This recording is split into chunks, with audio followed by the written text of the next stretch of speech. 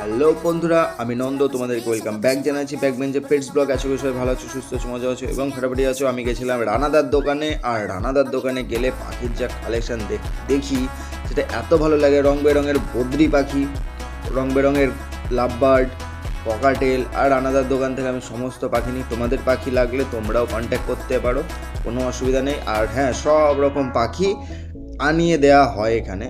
তাও আমি অনেক কনুর ফনুর সব এই দাদার দোকান থেকেই আনি, ঠিক আছে। অনেক ভালো ভালো ককাটেল, ঠিক আছে, লাভবার্ড, যত রকমের পাখি আমার কাছে তোমরা দেখো সবই রানাদার থেকে আনা। হ্যাঁ, একটু সময় লাগে কিন্তু নিয়ে আসে।